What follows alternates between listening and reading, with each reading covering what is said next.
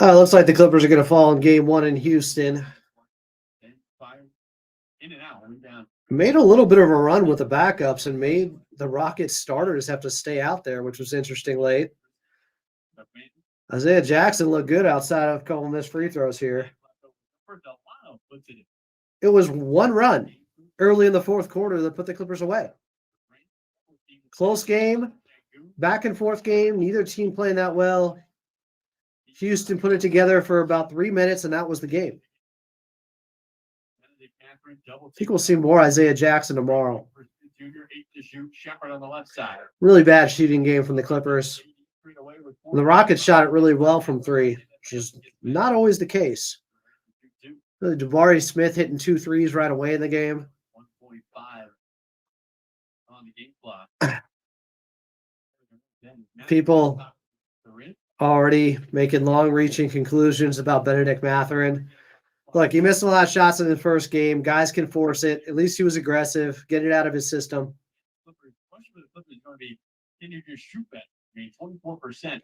Yeah, they shoot better in this game. They're right there. That's what's unfortunate. Their defense was really good at times. And Houston has 100 points. It's nothing. Today's league. Can you turn your defense to offense? Coach Lou called it down 15 with about 5.5 minutes left in the fourth quarter. Yeah, I like the fact that their backups played well enough to keep Houston's starters out there. That was really encouraging. Props to Ty, DB Hooper, Isaiah Stewart, Isaiah Jackson, excuse me. I'm still thinking about Big Beef Stew here going after Charlotte yesterday. Oh, my God. Woo. That matters to a lot of people. And that will do it. Well, the Clippers were close. But a cold start to the fourth does them in as they fall in Houston. 102-95. A chance to do it over again tomorrow as they'll look for revenge against the Rockets. The Clippers fall by 7 to Houston behind 26 from Durant, 22 from Şengün. Rockets shoot 50% from three. They make 14 of them today on 28 attempts. Well, for our statistician, Mike Melchiori, our engineer, Jeanette Minchiao, Carlo Jimenez, saying so long from the home of the Rockets. We will see you in less than 24 hours back here for round two. Adam Oslin's got you the rest of the way. We'll hand him the keys. Coming up next, Clippers Talk. Don't go anywhere on our Clippers Audio Network.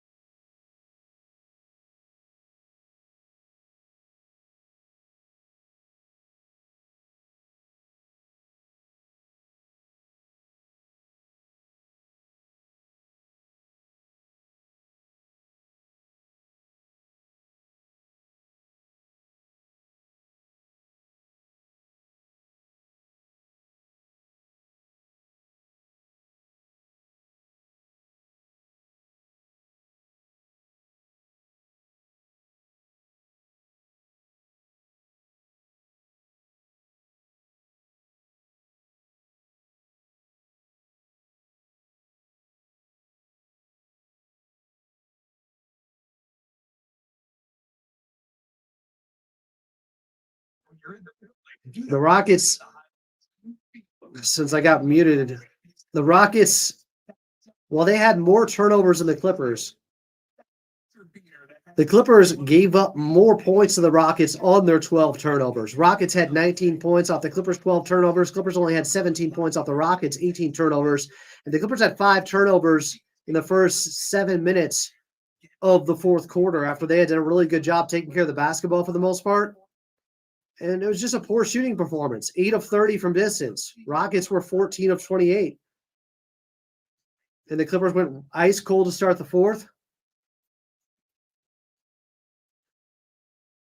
This wasn't a poor defensive performance. You hold the Rockets to 102 points, you expect to win that game, but not if you only score 95. Just the Clippers going cold at the wrong time, turning the ball over at the wrong time. And the Rockets, when they got it by 13, it just felt insurmountable in a game that was that close back and forth throughout the first 3 quarters. And then Coach Lou said enough, down 15 with 5.5 minutes left. This is Clippers locker room.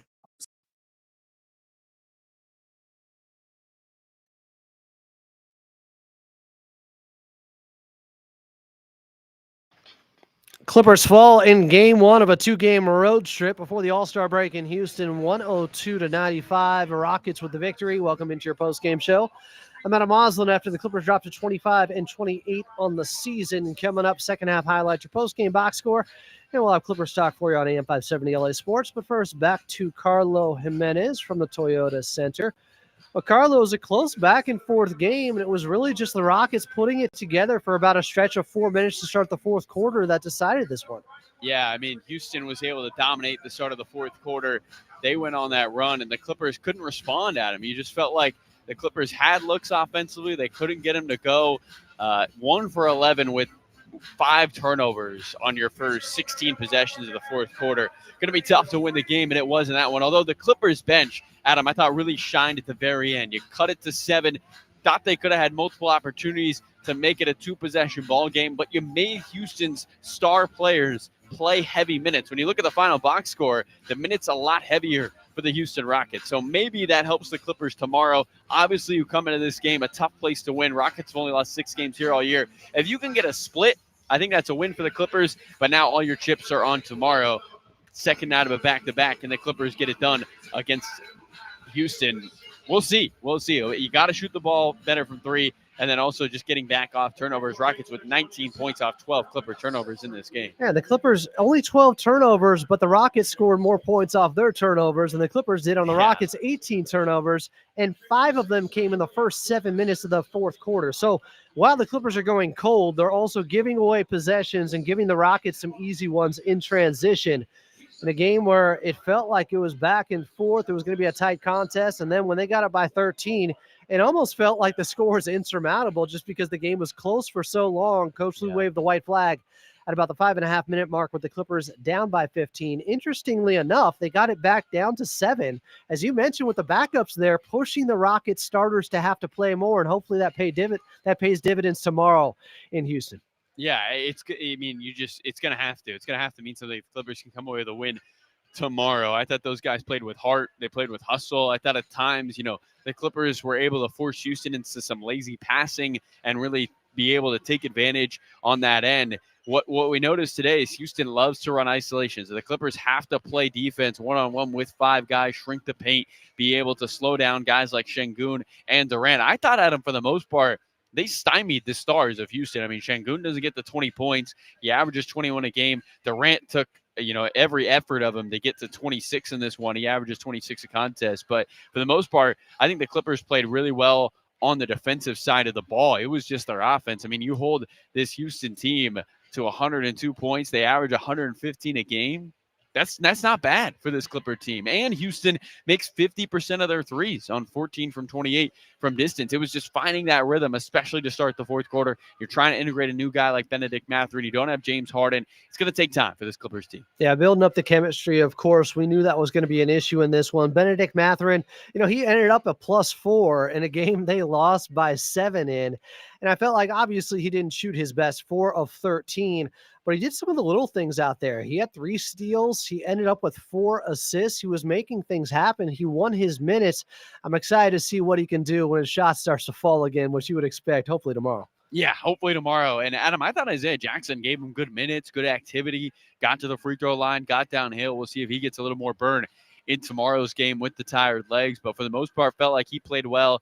Obviously, the Clippers will look to get some more help from the bench in tomorrow's contest. So see if somebody like Isaiah Jackson is worked in the lineup. Ty Lue, this is somebody who's not going to rush things with the way he decides lineups. Obviously going to take that time, let guys kind of feel it out. As he says, he wants Mathurin and Isaiah Jackson to be themselves, and then they're going to figure out how to play. and maybe taper how they play a little bit on the offensive and defensive end. But for the most part, Mathurin was trying. He was getting defensive rebounds, a lot of offensive rebounds in this game for Mathurin. And the Clippers just couldn't come up with enough points to start the fourth quarter. But they battled in this game. I thought they had a chance to win. Nonetheless, you got a chance to rewrite your wrongs in less than 24 hours. So not a bad opportunity for this Clipper team. Clippers run it back in Houston tomorrow. Same tip-off time at 5 p.m. Pacific. We'll have your pregame show back here at 4. Carlo Jimenez, great call. We'll do it all over again tomorrow, my friend. Adam, I get to talk to you in less than 24 hours. I'm excited about that. Let's go. And by all over again, I mean, but with the Clippers victory at the end. Oh, yeah. Good idea. Good point. Clippers fall in this one in Houston, 102-95 to the Rockets. Coming up next, second half highlights and more. I'm Adam Osland, and you're listening to the Los Angeles Clippers Audio Network.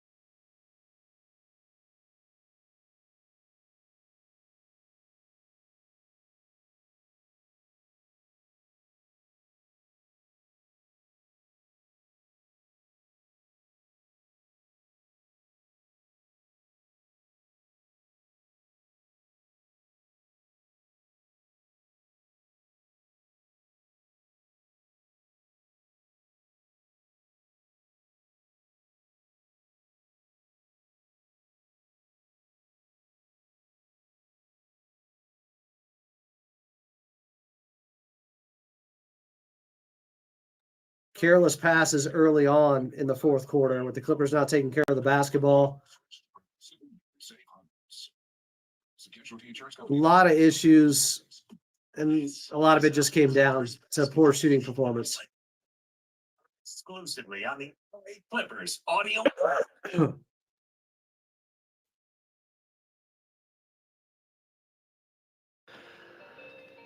Clippers losing Houston to the Rockets. Final score 102-95 in favor of the Houston Rockets, who we'll see tomorrow. It's a road back-to-back before the All-Star break. Welcome back in. I'm Adam Osland.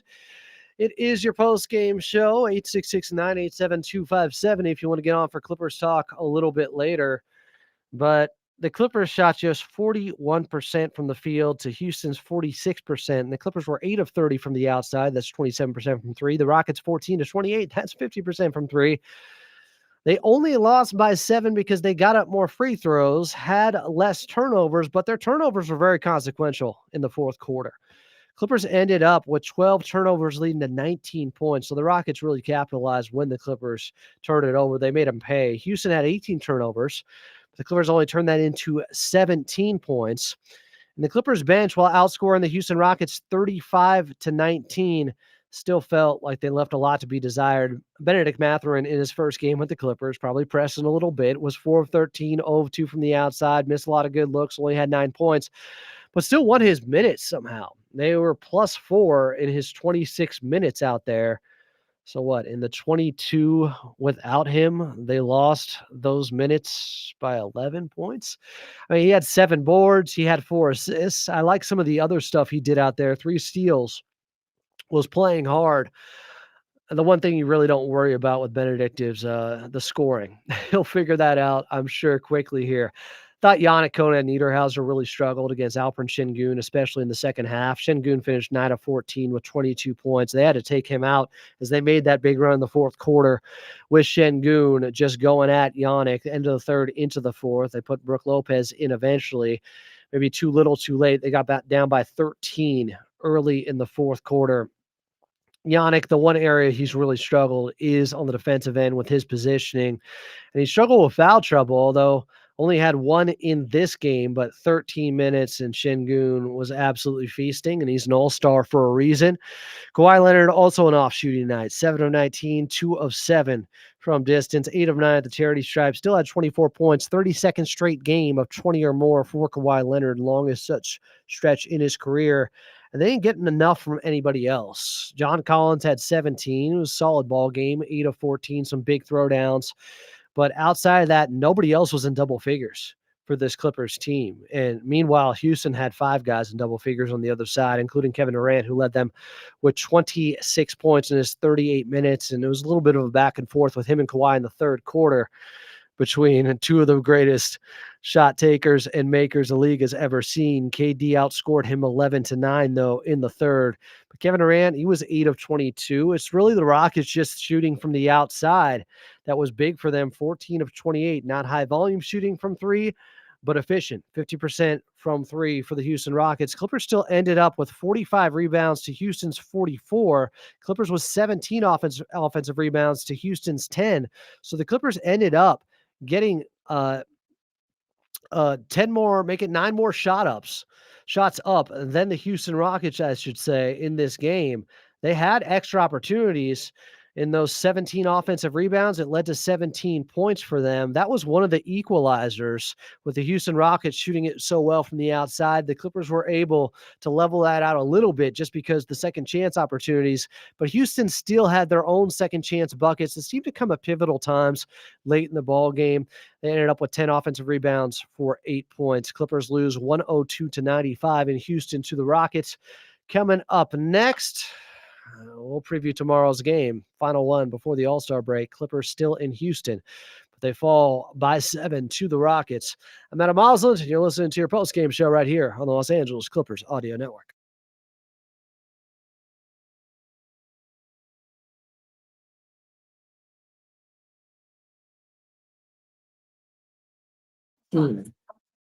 Yeah, it's just really poor shooting game. The Clippers almost made up for it with all the offensive rebounds and second chance points and more free throws, but they didn't shoot it well at the free throw line, 15 of 23. And if you only have 2 guys in double figures, man, that's tough to see. We knew, without Ivica Zubac and James Harden right now, and they still don't have Darius Garland and Benedict Mathurin's first game. He doesn't shoot it well either. They just don't have enough scoring against a really good defensive team and the Houston Rockets. But I was encouraged by the rebounding. They out-rebounded the Rockets in this game, which is not easy to do. They had 50 points in the paint to Houston's 40. But Houston ended up with 18 more points off of three-pointers made. 14 made to the Clippers, 8 made threes.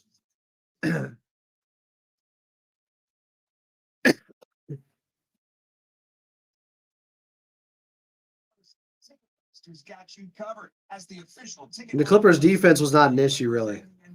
You hold the Rockets to 102, you should win that game. They didn't shoot it well enough. Starts with the superstars. Kawhi didn't have a great game. He had some good moments. Ask Tari Eason when he dropped him going to the basket. If he had dunked that or switched hands and got that left-handed layup to go, that would have been an all-timer for Kawhi. Because he had that between the legs, tween dribble that dropped Tari Eason in the second half. That was crazy. I mean, Kawhi still hit some really tough shots, but 7 or 19 overall.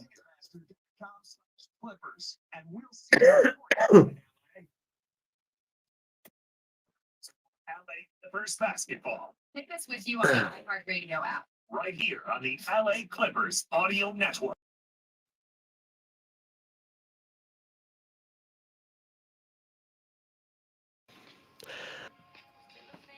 Clippers losing Houston 102-95 to the Rockets. And I'm Osland. This is your Clippers post-game show. Outside of LA, we are leaving you until tomorrow. Same tip-off time at 5 p.m. Pacific. Pre-game show starting here at 4. In Los Angeles, though, do not go anywhere. We got Clippers talk coming up next on AM 570 LA Sports.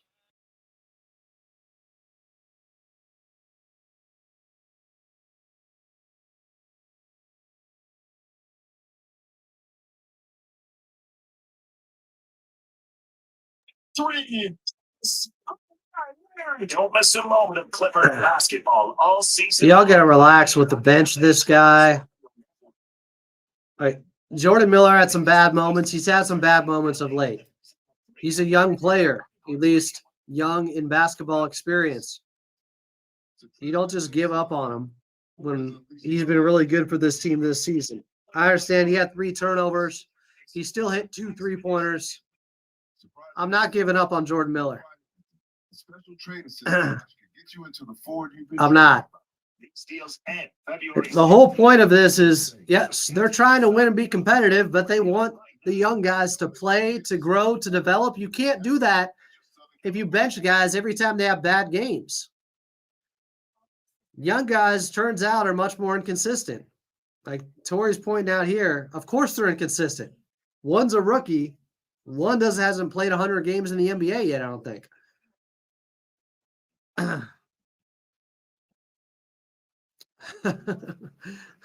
Bench Arth, who said bench Jordan Miller.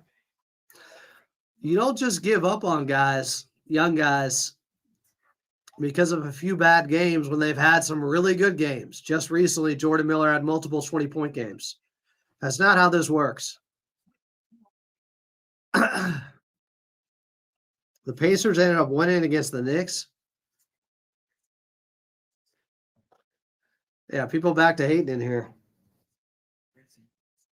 That was quick.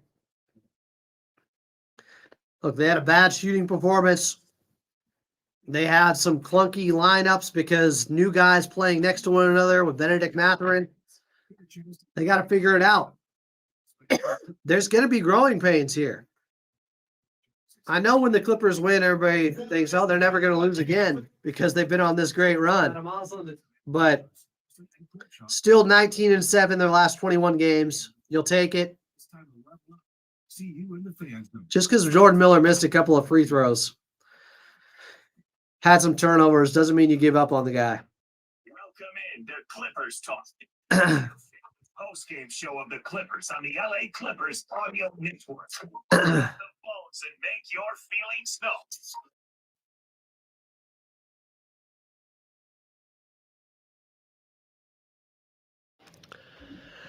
Clippers having all types of problems in Houston scoring the basketball as they went just 36 of 88 from the field. That's just 41% from the floor and 8 of 30 from the outside. And they lose 102-95 to the Rockets in this 2-game road miniseries before the All-Star break. I'm Adam Osland. Welcome into Clippers Talk. 866-987-2570.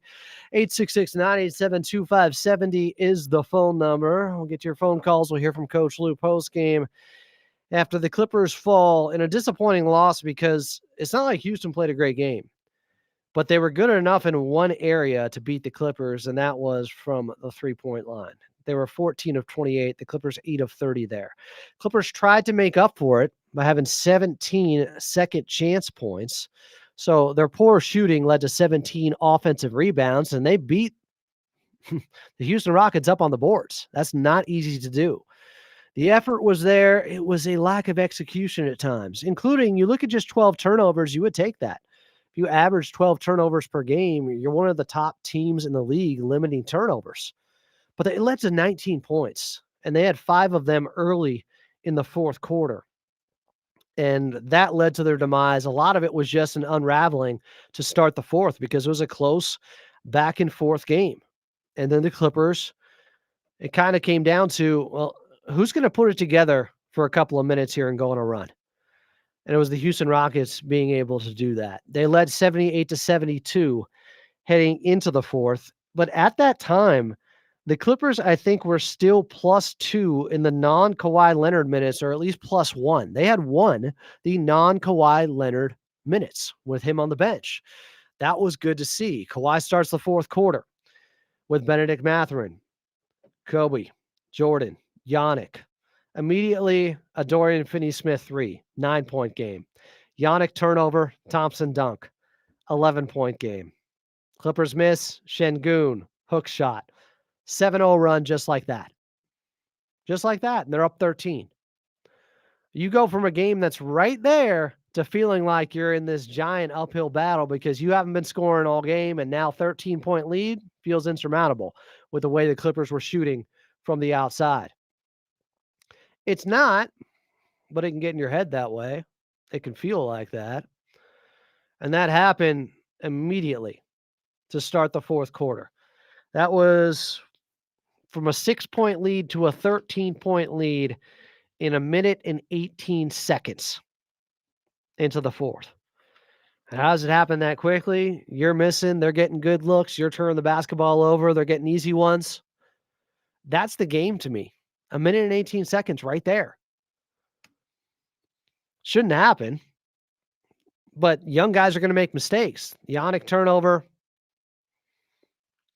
Clippers then, out of the timeout, Kawhi has to settle for a tough fall away 2 in the near side corner. Kawhi eventually draws a foul after Thompson misses a 3-pointer, hits a couple of free throws. They're back down by 11.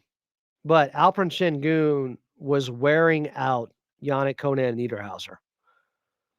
And he got back to the free throw line. And then Kobe Sanders, a turnover. Shepherd stealing a layup. It's back now to their largest lead of the ball game at 15, 89-74. For that to happen that quickly in the fourth quarter where the Clippers just feel like you get ambushed, where you're not even 3 minutes in. At the 9:15 mark, they have a 15-point lead. It's going to be tough to overcome. Turnovers lead to a team unraveling like that and poor shooting out there. It was poor shooting throughout the ball game, but the Clippers were getting offensive rebounds, extra opportunities, and they were taking care of the basketball. Then the fourth quarter starts. They're not taking care of the basketball. They're not getting second chance opportunities, and the game got away from them quickly. Miller then gets fouled on the other end, and Jordan Miller missed both. He missed both. That can't happen. Still recovering here. Coach Lue eventually pulled the starters at about the 5.5-minute mark of the fourth, down 15. The Clippers first made field goal in the fourth quarter after they started 0 for 8. The first made field goal was a Ben Mathurin and one at the 7:45 mark of the fourth. They got it down to 12 there. Then a turnover, Kawhi to Lopez. Shepherd hits a 3. It's a 15-point game again. Then Kawhi broke Tari Eason's ankles, was going for a dunk, switched it to his left hand, couldn't get it to go, did get to the free throw line. 13-point game with 6:17 left. They challenged a foul call on Chris Dunn. It was overturned, but then another turnover. DJ attacking, and it looked like Derrick Jones Jr., he was shaken out. I forget which hand it was, but it looked like he had some sort of injury, and he wasn't able to hold on to the basketball. He's attacking, loses it. Kevin Durant goes the other way. 5:39 mark. They're up 15. Coach Lue pulls the starters, pulls the regulars, and says enough is enough. Did he wave the white flag too early? Well, depends how you see it. It's not that a 15-point game can't be won down 15 with 5:39 left. But with the way they were playing, it looked like, yeah, there's no chance they're coming back. They missed their first 8 shots. They returned the ball over 5 times before the first 7 minutes of the fourth quarter went by. So I understand it. The backups, though, got them back into it. After a Mathurin layup, it was a 7-point game with still over 3 minutes left. But eventually, they got back up by 10, Houston, with a Shepherd 3-pointer. They got a big offensive rebound late, a Jabari Smith Jr. layup. That would put the Clippers away. The only silver lining, really, is that the Clippers' backups were able to make Houston have to play their guys heavier minutes. Kevin Durant finished at 38 minutes. Jabari Smith Jr., 37. Şengün, 35. Tari Eason, 30. Amen Thompson, 37. Kawhi only played 32. John Collins, 31. Brook Lopez, 29. Derrick Jones Jr., 27. Chris Dunn, 28. So, second game of a back-to-back. They'll do it all over again in Houston tomorrow. Clippers may have a little bit of a rest advantage because the backups did their job and kept it close and made Houston have to keep their starters and stars out there. Credit to Ty Washington, Cam Christie, the other newest Clipper, Isaiah Jackson, DB Hooper, Banton. They did what they could to give Houston a little bit of a scare, but the Clippers fall by 7 to the Rockets. In the debut of Benedict Mathurin, who was just 4 of 13, struggled with the shot, started 1 of 6 from the field. But I noticed he had his first play really was an assist to DJ for a three-pointer. That was good to see. Because the knock on Benedict Mathurin is, can he do the other things? I'm not worried about him going 4 of 13 and only having 9 points. He's a bucket. He can score. What you're concerned about is everything else. He can rebound a little bit, but can he play within the offense? Can he get assists? His first play was an assist to DJ. Can he play defense? He had 3 steals. One was a last line of defense, low man steal. I like what I saw overall with Benedict because the shot is the last thing I'm worried about. That'll come. He's probably pressing a little bit. New team, new environment, new guys you're playing out there on the floor with. And remember, his last game with Indiana was on February 2nd against Houston. He had 25 points in that game. So him going 4 of 13, I expect him to be much more efficient tomorrow to get 15 to 20 points. And the Clippers need it. Only 2 guys in double figures. That's not going to get it done. 95 points in today's league. Hey, you held Houston to 102. Well, you only had 95. When Kawhi's just 7 of 19, when John Collins doesn't hit a three-pointer, when overall you're 8 of 30 from 3, and Kobe Sanders is 1 of 9, and Jordan Miller's 2 of 5 and misses 3 free throws, that's not good enough. This Clippers team losing by 7 in Houston, mostly because their offense failed them. I don't think it was much of an effort issue, but execution, yes, especially early fourth quarter, 5 turnovers early. That killed them when they were taking care of the basketball initially through the first 3 quarters, and at least being the scrappier, tougher team out there. Houston was just knocking down more three-pointers. But then when the Clippers started turning it over like Houston was, when they stopped getting second chance points, the game got away from them. Jamil, calling in from Pasadena, a regular here on Clippers Talk. What's up, Jamil? How you doing, Adam, man? I see you feel a lot better, bro. I'm glad, brother. Voice is still a little bit scratchy here. Need a little bit more tea, but I'm all right. I'm on the other side of it. Jamil, how you feeling after this one? I don't feel too good, but, I have a sentiment that I want to exude and, convey, but I'm not trying to be negative. So all I'm going to say is Tyronn Lue has to start trusting the allotment of players we have. So I think today, I call him Isaiah Thompson too much, but Isaiah Rashad or Johnson or whatever, I said that name wrong too. Isaiah Jackson. Isaiah Jackson. Don't drink, kids. Isaiah Jackson. Isaiah Jackson. I was calling him Zay. So we got Zay. We could have used him to offset what was going on with Giannis based on Giannis' lack of experience. Because, the times he could have been playing Giannis, he wasn't playing him. So I think the experience is not in his wheelhouse as heavily as it could have been if he'd have been playing when we still had Zoo. I don't know if you agree with that. Well, Giannis has been playing lately, though, and he had been playing really well. I mean, he's coming off a game where he just had 15 points against Minnesota. I think he earned those 13 points because Isaiah Jackson's the new guy. For 5 with huge throwdowns against Minnesota. I get it after the fact. It's easy to criticize, but you got to understand Giannis was coming into this game with some confidence. I agree. We'll see if Isaiah Jackson plays more tomorrow. Yeah, and I'm not saying that Giannis did a bad thing. I'm just saying as far as for the defensive end, Isaiah could have took a lot of those moments to at least, help on the backside, to at least assist Isaiah, Giannis, and could help him stay, in position in the paint a little more, by taking the drop defense from Giannis. But, regardless, it's just, like you said, it's easy to criticize from the outside. So, that's why it's 2020. So I just hope that, we can use this bench. Hopefully we can get Bogey in the game. I think this big shooting will help us a lot right now because it's like no one else besides Kawhi and James John can get their own shot. It seems like Benedict can once he gets going, but I just feel like 3-point shooting can help it. Yeah, they need it right now, especially. I mean, the volume being as low as it was, shooting under 33 pointers. Usually, they were right at 38 of 30 from the outside. Usually it's indicative of ball movement and how many good shots they're getting. If the Clippers are getting a lot of good shots, if the ball's hopping around the perimeter, they're taking more three-pointers. And partially it was they just weren't hitting. 8 of 30 from distance. I expect Benedict Mathurin to play better tomorrow. I expect Isaiah Jackson to play more than 5 minutes. This is somebody the Clippers have liked going back to him being scouted when he was coming in as a rookie. Lawrence Frank really liked him. He's got a great motor, attitude. He's got fight to him.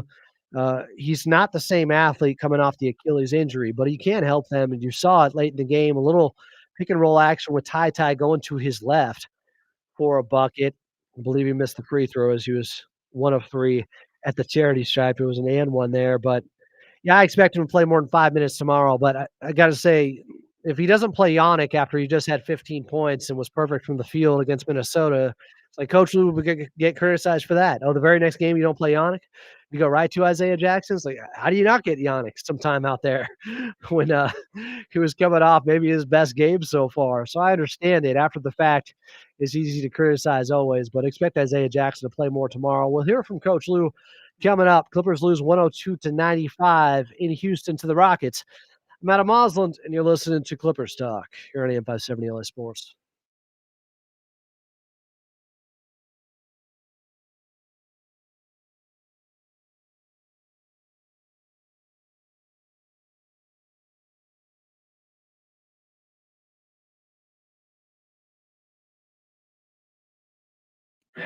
Look, I know how this works. If they play Isaiah Jackson a ton of minutes instead of Yannick today, after Yannick just had 15 points on 5 of 5 shooting and they lose, everybody's killing Ty Lue for that. It's like the guys got to play better too. They got to do their job.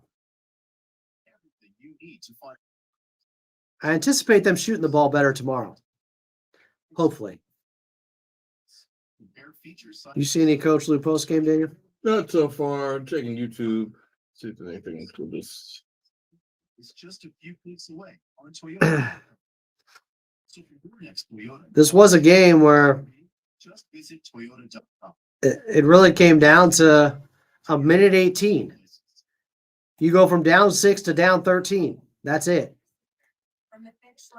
Early fourth quarter. Quick 7-0 run.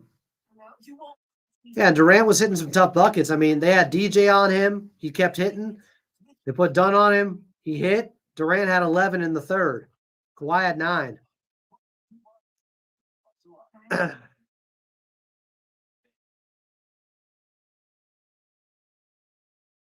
mean, I guess Coach Lou had enough fire in his belly to make sure this team didn't quit on the season when they were 6-21, but y'all don't want to talk about that. Was he lackadaisical then? Because a lot of teams would have quit. The Clippers didn't. Yeah, here's the solution. Clone Kawhi 4 times. Start 5 Kawhis. I mean, Benedict Mathurin's first game. Isaiah Jackson's first game. Gonna be okay. Los Angeles Clippers. Heard it exclusively on the LA Clippers Audio Network.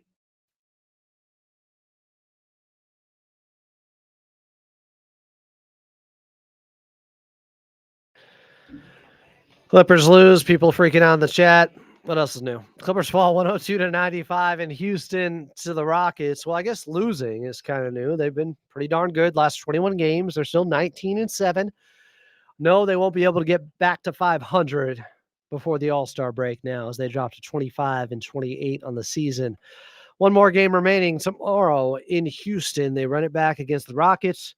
Let's go to Jesus in Alhambra. Jesus, what's up? You're on Clippers Talk. Hello. Hey, Adam, how you doing, man? How we doing? Long time. Doing good. It's been a while. Yeah, Jesus. I haven't called in a while, What's up? man. Yeah. So I just want to say, man, I mean, despite the loss, which, would have been great to get the win, but it's great to see the young guys get run out there. It's great to see the new guys incorporated into the lineup. We're still waiting for Darius, obviously. And, hearing that interview with him, I think it was halftime or I forgot when it was, but during the broadcast, he sounded really enthusiastic and just, talking about how he's going to help the team and whatnot, man. So I'm really excited to see a full squad, or I mean, as full as can be considering Bradley Beal's out for the rest of the season. But, I mean, this was just one of those games where nothing was falling and it just wasn't ours to win, even as close as we got at the end. The fight and the young guys, they brought it to within 7, but even considering, man, Kawhi had 24 points, as bad as he was from the field. And, we missed just some bunnies, man. We missed, I think Chris Dunn missed a dunk. Yannick missed a dunk. And while we're on the subject of Yannick, really love the reference in the last game from Brian Seaman with the Street Fighter reference with Yannick Boom. Oh, God, man. I was standing up, man, but I was sitting down. Yeah, it was great, man. We could still do some damage. We can easily make what? the opportunity. Jesus, you got cut off. Easily make what? Oh, I'm sorry, man. Not easily, but we have a great opportunity to make it to the playoffs and give some teams give them a real run for their money, man. So, excited to see what the future holds for us. Excited to see what we can do the rest of the season. Tomorrow, I think we're going to win that game, man. Because like you said, Houston, they played their starters for, almost 40 minutes. So they're going to be tired tomorrow. We're probably going to be able to take that game, but we also can't just assume that we're going to win it. We got to go in and play hard. And like you said, Mathurin will probably be better tomorrow. Isaiah Jackson, not Stewart. Isaiah Jackson will probably get more run tomorrow. And, these guys that were having a tough night tonight will probably, come in and bring their A game and hit those shots that they couldn't tonight, man. So that's still, man, great game. Great season so far. Kind of back to where we expected to be. And just really excited to see, once again, man, what the future holds for this team. All right, Jesus, appreciate the phone call. Been too long. Yeah, start going back to church. Bargov, calling in from Maryland. Bargov, you're on Clippers Talk with Adam Osland. What's up? My dog was good, Adam. Yeah, man, this was obviously a pretty yucky game overall. I would say this could have been one where you lose by 20, 25 points pretty easily. You got Kawhi kind of struggling from the field, no one making threes. I mean, the Rockets' offense is pretty nasty in a lot of ways. I mean, Sengun and KD can make incredible shots, but overall, their offense isn't that great. And I think the Clippers' defense was actually pretty good. Yannick, I mean, it's a good learning lesson for him. Sengun is just a monster. He's very strong, very crafty. And Yannick was making him finish over the top. I think he just made some good shots. In hindsight, yeah, maybe Jackson's strength can help you out. But, I mean, Yannick, I think he fought. And it was a good learning lesson for him.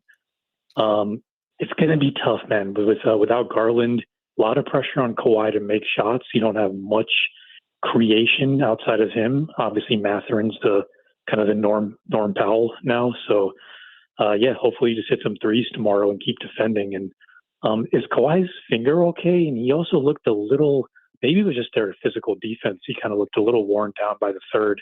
So I don't know. What do you think about that? Yeah, well, he played today, so I guess the finger's okay. We were wondering coming into this game after how it looked on Sunday and how many times he was shaking out his hand, and there looked to be some athletic tape on there too. But I expect Kawhi to play tomorrow at this point. I'll say this for Houston. They're 7th this season in three-point percentage. So them shooting 50%, maybe it's not the craziest thing in the world. They don't take a ton of three-pointers. They only attempt about 31 per game. They also have the 5th best offense in the league. So they are capable of playing better. While the Clippers didn't shoot it well, this Houston team, they may not turn it over as many times as they did today, too. So some things can even out, and you could still end up losing the ball game. The Clippers have to not just clean up some of the stuff they were doing because, well, Houston's going to do the same thing. Just because they won doesn't mean they're going to focus in on the stuff that they struggled in this game. But it's a good phone call. I appreciate it, Bogov. Let's take, you know what? Let's pause 10 seconds for station identification here on AM 570 LA Sports. This is LA Clippers basketball.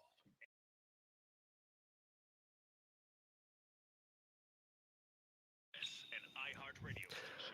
So Bargov was talking about not having enough guys who can bend a defense right now since they don't have Darius Garland currently with them, but he spoke during the ball game with Lauren Rosen courtside.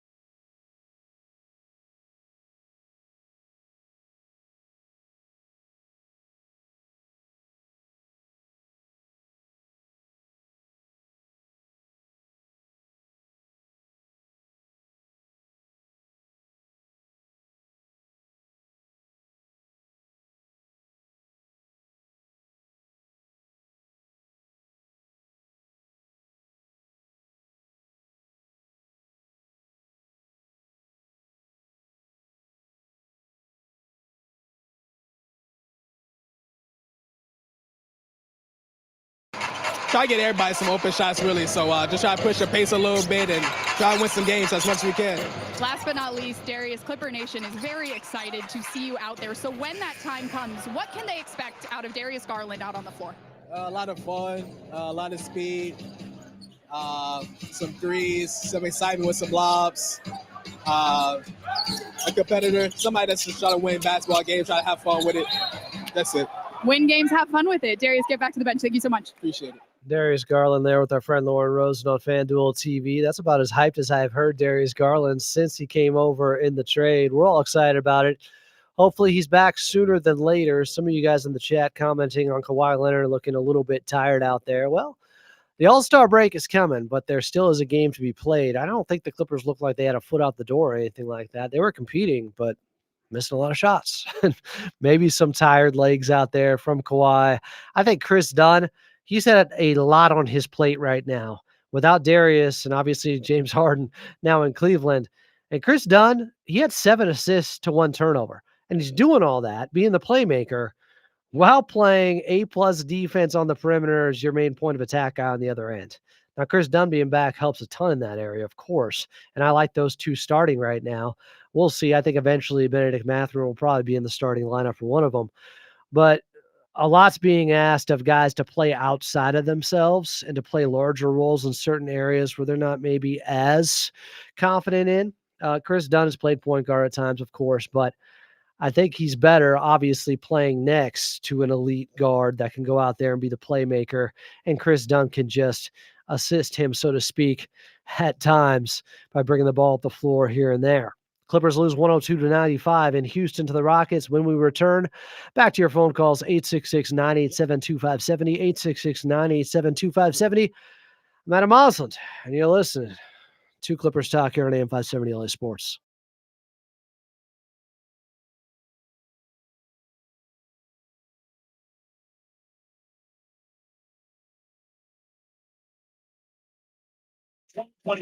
Still looking for Coach Lou post game. Expedition and many more. Yeah, Lego. They missed some pretty easy shots. I agree with you. Can they make a run to get Giannis? Maybe, if he's going to leave. The latest is they're going to try to retool around him again. I don't know how many times we're going to do this, but try to see if there's any Coach Lou post game. The real show, that's in the arena. And when you got a beat there to catch all the styles in person, Ticketmaster's got you covered. I'm not, there's no reason to hang your head after this loss. Rockets were better from 3. They had a run to start the 4th. That was the ball game. Outside that was very close. The Clippers led by 1 at the half. They were only down by 6 heading into the 4th. 7-0 run. That was pretty much it in a minute 18.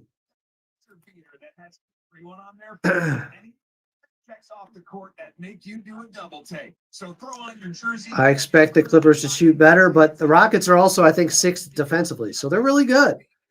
They're a top team in the Western Conference. Like, there's no shame in losing to the Rockets while you're trying to integrate new guys, and they're not.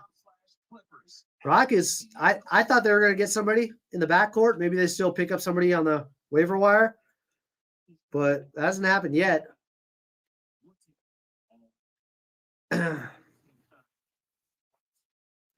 Yeah, Kevin Durant outside the third quarter was pretty quiet. He was 8 of 22, but Kawhi was only 7 of 19. If Kawhi is 30 plus, maybe the Clippers win this game. But they have multiple guys you can throw at them right away. With Tari Eason and Ahmed Thompson. Exclusively on the LA Clippers Audio Network.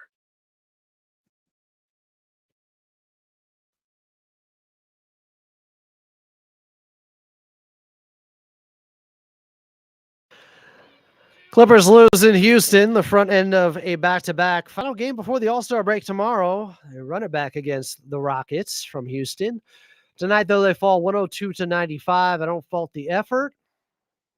And usually I don't get too upset when shots just aren't falling there. I think the Clippers' offense, understandably, was in a little bit of a scoring rut. Some of it just because they were missing. Some of it was because they're getting new guys acclimated. Benedict Mathurin, his first game, 26 minutes, just 9 points. Last time against Houston with Indiana, that was his last game that he played, he had 25.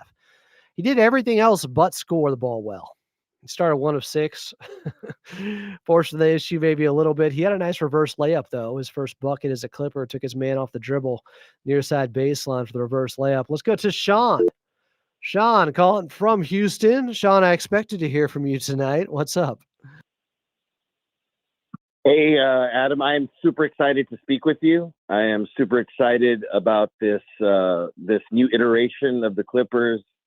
Super excited for his toe to heel, regardless toe to heel. I'm just super excited, right? Of course, pardon the memes and the super excited memes, but yes, this was a game I did not expect for us to win. It's kind of a bad matchup, especially without a secondary ball handler with all of the length that Houston has. I did like that, the Mathurin was in the game. He didn't play really well, but I noticed towards the end. I would say he didn't shoot really well. And I know shooting is a big part of what you're asking for from him, but I felt like he was pretty good in the other areas that we weren't expecting maybe. What do you think? He did rebound well. You got a great point there. I'm just looking specifically from the scoring standpoint, but yeah, you are right. I think he got 7 rebounds or so. Yeah, he did rebound pretty well. I did notice one thing, and this is just a part of just like developing some cohesiveness with the team itself. I noticed him kind of, if you noticed it in the fourth quarter, there you could tell he was like comfortable for like one set, and that was that set.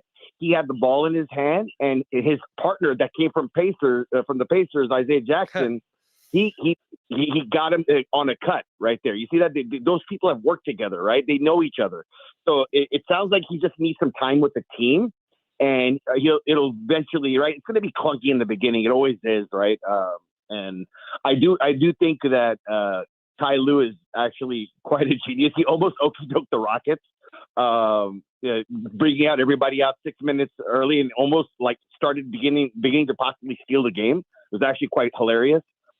Everybody relaxed, and that could have potentially gone awry very quickly.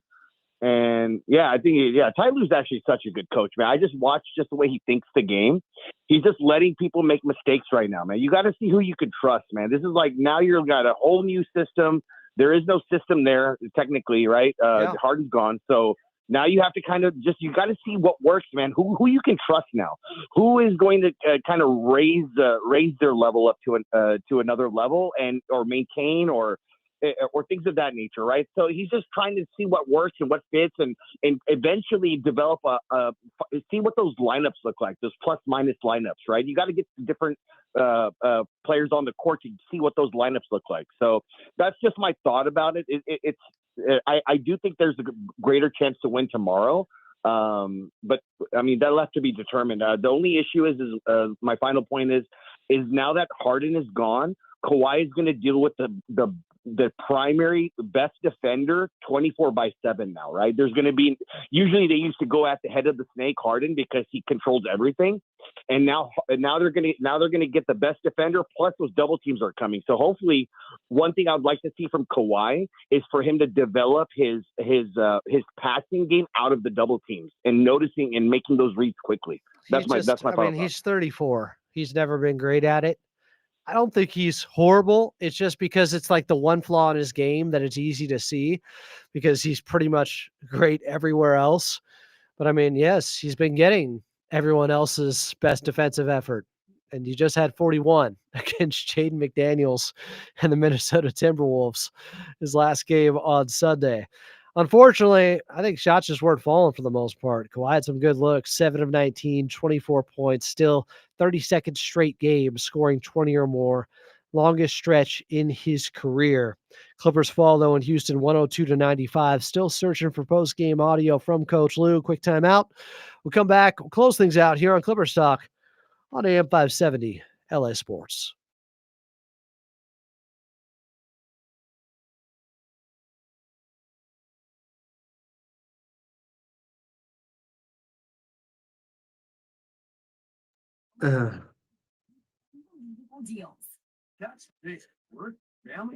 It's not a bad loss, guys. It's an understandable loss given that you're integrating a pretty big piece here with Benedict Mathurin. That's significant. And he almost played 30 minutes. So lose the battle to win the war? Ime Udoka had to play his guys much heavier minutes tonight than Coach Lue did. Can you at least tie the war? You win tomorrow, you split the road back to back, you're good with it. That would mean you're 3-1 on the last 4 games, all on the road before the All-Star break. You would take it. I don't think it was a process loss. Maybe a little bit because guys are getting used to one another, but I would say it was execution, not so much effort that was a problem. Effort was good. They played hard. I like the defense from Benedict Mathurin. That's going to be a huge thing to watch. Remember, the Clippers only got 29 games left, I think, now. They have to find out what they have in Benedict Mathurin. So if you have to take your lumps along the way, that's fine. Because this team's ceiling is probably what? A first-round exit? Maybe they get out of the first round if you get San Antonio or Houston rather than the Denver Nuggets.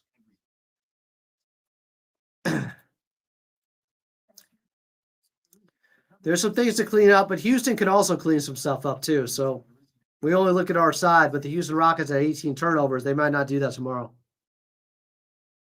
Some more LA.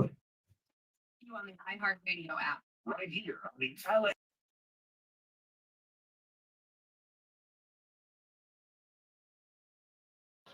Clippers fall in Houston to the Rockets, 102-95. I'm at Moslin. Welcome back in. Just one more game before the All-Star break. They'll run it back against the Rockets tomorrow, same time, 5 p.m. tip, Pacific time. We'll have a pregame show starting here at 4, 866-987-2570, 866-987-2570 if you'd like to get on. Something I was talking about a little bit during the break is you have to take your lumps right now. You may take some losses that you didn't anticipate, even though this is not a bad loss, losing to a Houston team that's at the top or near the top, I should say, a top 4 team in the Western Conference. If you take some losses while integrating a guy like Benedict Mathurin, Isaiah Jackson, because you have to build up chemistry somehow, you have to mesh. It's not just going to be a practice. So be it. 1 step back to hopefully take 2 steps forward. That's what it's going to be. Benedict Mathurin is a restricted free agent this summer. The Clippers have to find out what they have. Not to get too choked up about it. I mean, I'm not saying he's my new favorite Clipper after one game or anything like that and getting emotional like when Abisa Subas was traded for him. But no, Benedict Mathurin is still dealing with illness. They have to find out what they have. So he has a game where he's 4 of 13. He's struggling at times. Oh, well. You're going to keep playing him. He played 26 minutes in his first game, almost at 30 minutes. By the way, he won his minutes. They won his minutes, more accurately. Went plus four with him out there. And he had 7 rebounds, 4 assists, 3 steals. The scoring is the last thing I'm worried about with him. It's everything else. I would say in a lot of ways, this was a successful debut because I expect him to be able to get buckets out there. He's instant offense. He's a microwave. He had 25 in his last game for the Pacers against Houston just about a week ago.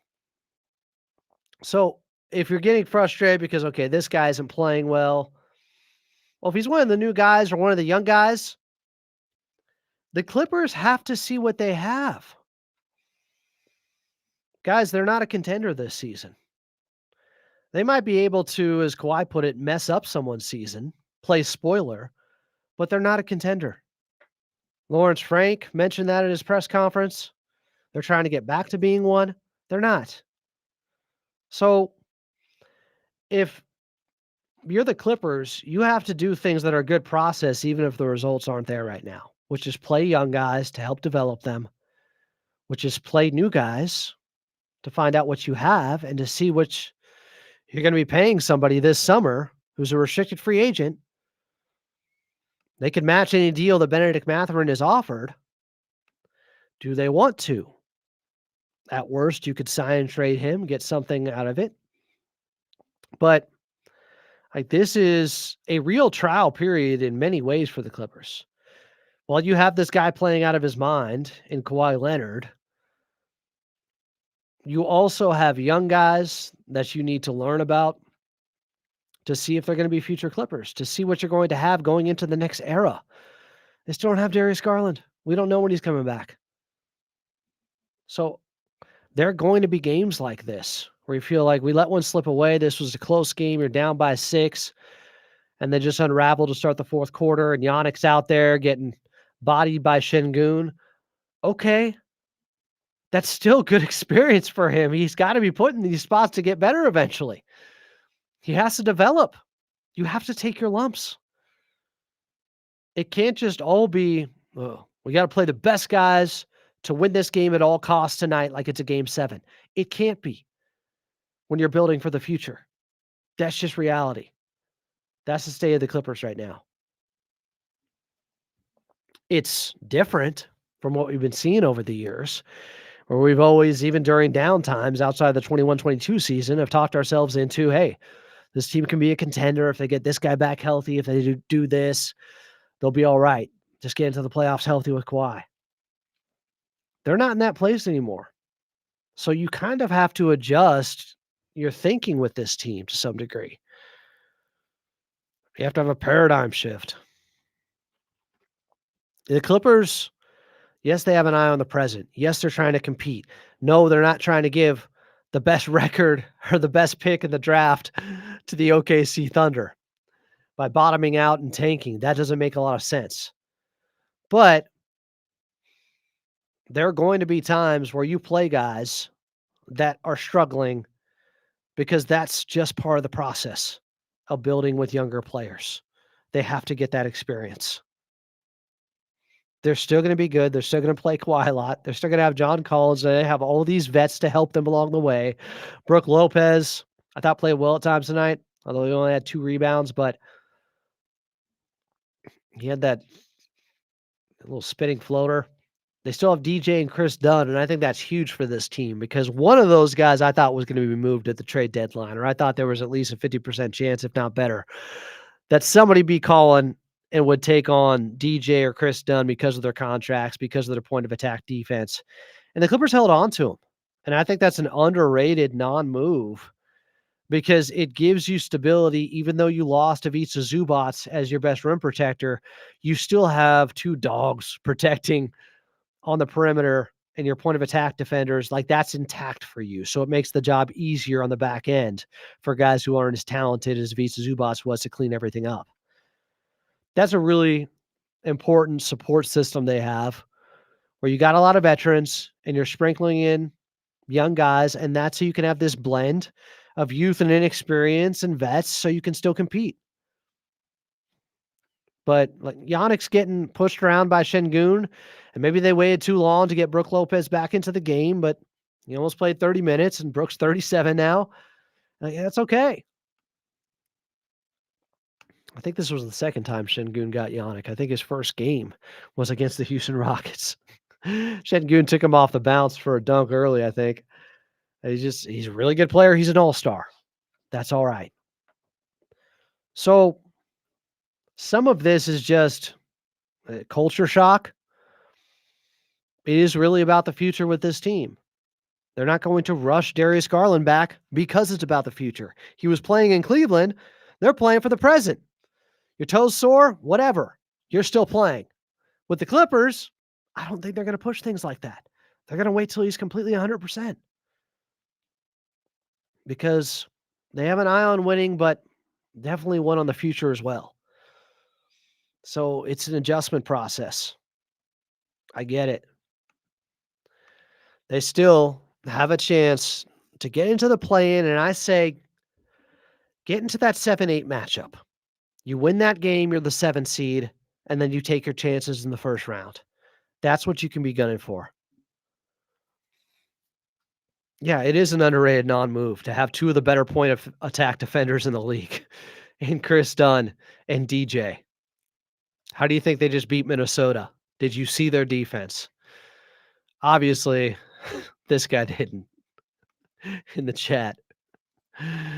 It's big for this team to have enough connectivity out there, enough competency on both ends while still playing young guys. Kind of insulate them. That can also speed up the learning curve. Just playing next to good veterans. Like, all of this is to expedite the learning curve, of course. They're still trying to win. They can win. If they win tomorrow and get the split in Houston, I think everybody in the chat here is going to be ecstatic. I think it's going to be a very different tone than what we had seen. And the Clippers were in this game. Houston goes on a 7-0 run. Clippers can't make shots. They turn it over, start the fourth quarter, and that's it. Sometimes it's that simple. When two teams both weren't playing at the highest level, whoever goes on that first run and puts it together on both ends of the floor for a stretch, probably winning the ball game. That's what happened tonight. Houston wins 102-95 over the Clippers.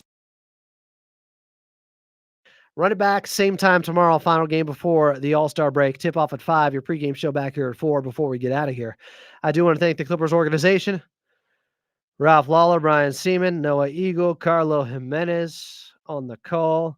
What up, big brother Jake Warner? We miss you. Daniel West back here in the bank.